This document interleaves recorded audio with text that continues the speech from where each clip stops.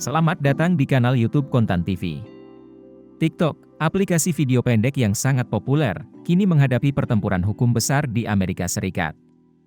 ByteDance, perusahaan induk TikTok yang berbasis di Cina, telah merekrut dua pengacara terkemuka untuk melawan pemerintah AS atas undang-undang kontroversial yang mengharuskan mereka untuk melepaskan aset TikTok di Amerika Serikat atau menghadapi pelarangan total.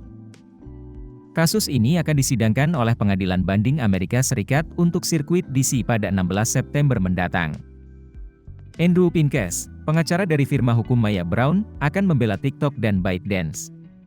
Pincus adalah pengacara berpengalaman dengan latar belakang panjang dalam kasus-kasus di Mahkamah Agung, termasuk melawan tuntutan hukum kelas aksi. Di sisi lain, Jeffrey Fisher, seorang profesor hukum dari Stanford Law School, akan mewakili para kreator konten yang terlibat dalam perlawanan hukum ini. Fisher dikenal dengan pengalaman luasnya dalam kasus hak konstitusional dan hukum pidana di Mahkamah Agung, dengan catatan menangani 48 kasus. Di sisi pemerintah, Daniel Tenney dari Departemen Kehakiman Amerika Serikat akan membela undang-undang tersebut. Tenney memiliki pengalaman dalam menangani kasus-kasus besar di pengadilan banding federal, termasuk isu-isu sensitif seperti hak aborsi dan imigrasi.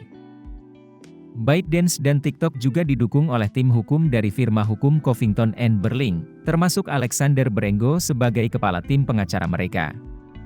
Di sisi para kreator konten, Ambika Kumar dari firma hukum Davis Wright Tremaine juga turut membela mereka. Undang-undang yang ditandatangani Presiden Joe Biden pada April 2024 mewajibkan ByteDance untuk menjual aset TikTok di Amerika Serikat paling lambat 19 Januari 2025. Jika tidak, TikTok terancam diblokir sepenuhnya di negara tersebut. Gedung Putih dan pendukung undang-undang ini berargumen bahwa langkah ini diperlukan untuk melindungi keamanan nasional Amerika dari kepemilikan berbasis di Cina atas aplikasi yang digunakan oleh jutaan orang di AS. Namun, ByteDance dan TikTok menentang undang-undang ini, menyebutnya sebagai penyimpangan radikal dari tradisi Amerika yang selama ini mendukung keterbukaan di internet. ByteDance juga mengklaim bahwa divestasi aset yang diminta secara teknologi, komersial, maupun hukum, tidak mungkin dilakukan. Kasus ini berpotensi menjadi salah satu kasus besar yang akan ditangani oleh Mahkamah Agung AS.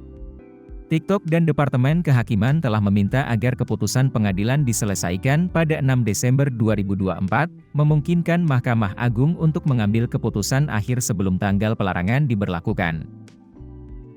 Pengadilan banding yang akan mendengarkan kasus ini terdiri dari 3 hakim sirkuit, Sri Srinivasan, Naomi Rao, dan Douglas Ginsburg. Selain pihak utama, pengadilan juga akan mendengarkan argumen dari pengacara yang mewakili organisasi nirlaba yang turut mengajukan gugatan terhadap undang-undang divestasi ini. Terima kasih telah menyaksikan. Untuk update terkini mengenai kasus ini dan berita lainnya, tetaplah bersama kami di kanal YouTube Kontan TV.